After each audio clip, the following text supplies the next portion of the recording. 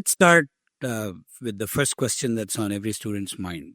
In 1987, when you got into aerospace engineering, there were no resources to learn what could an aerospace engineering, what do you end up learning, and what does the career look like? So tell us a little bit about what's under the hood in a BE or a BTech aerospace engineering. What does a student learn? First of all, you will probably find that some colleges actually offer something called an aeronautical engineering versus some colleges that offer something called aerospace engineering.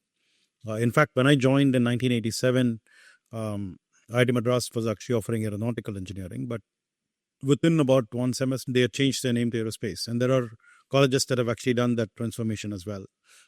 Aeronautical actually refers to what happens within the atmosphere.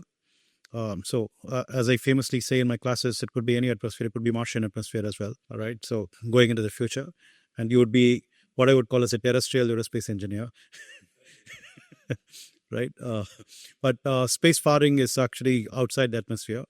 So, or you have to transcend the atmosphere. So that's when you actually are kind of including aerospace as well.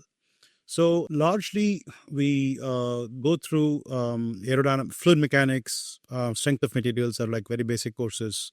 Then we actually go through aerodynamics, structures, propulsion. Tell us also, why does one need to learn fluid mechanics and strength of materials? What aspect of aerospace or aeronautical I think engineering? the fluid mechanics and strength of materials are actually much more basic than anything to do with aerospace engineering as such. I mean, if I want to actually think about how the stable has to be designed, I better know something about the strength of the material that it takes. Similarly, fluid mechanics actually has vast applications. In some colleges, they are actually taught as common courses. I know, for example, at IIT Kanpur, they used to actually be taught as common courses across civil engineering, mechanical engineering, aerospace engineering, and so on. Whereas I think in IIT Madras, we used to actually do this separately and all that stuff. So these are very basic courses, right? I would reckon that lots of engineers should actually know a bit of fluid mechanics and strength of materials. So they form the basis for aerodynamics and structures, for example. Then we actually get into the propulsion stream where we specifically talk about engines and rockets. And then there is flight mechanics that talks about how an aircraft would be stabilized, how it performs.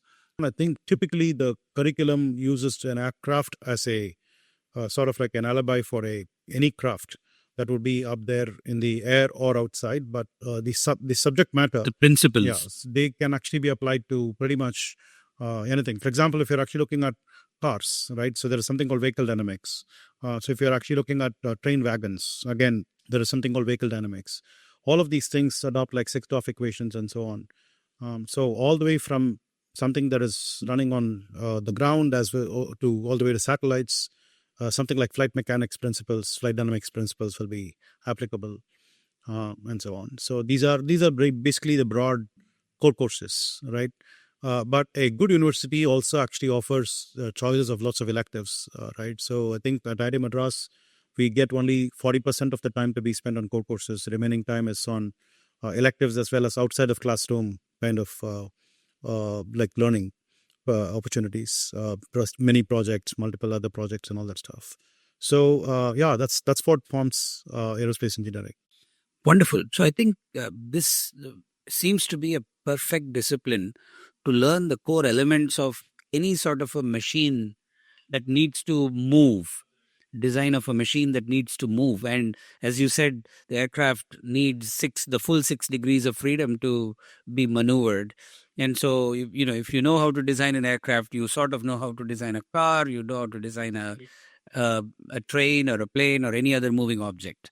So in some sense, it's like if somebody ever told you mechanical engineering is the mother of aerospace engineering, I think I'm beginning to question that. Yeah, I think with aerospace, what I understood was that we had some of these vehicles right in front of us in our in our mind, right? So we're always thinking about like a plane or a rocket or a missile or a engine or a satellite that we could actually sort of map our minds to, right? Instead of, let's say, for example, you had a course on heat transfer, right? You wouldn't really know where this heat transfer is actually getting applied. And similarly, lots of such things, right? So manufacturing techniques.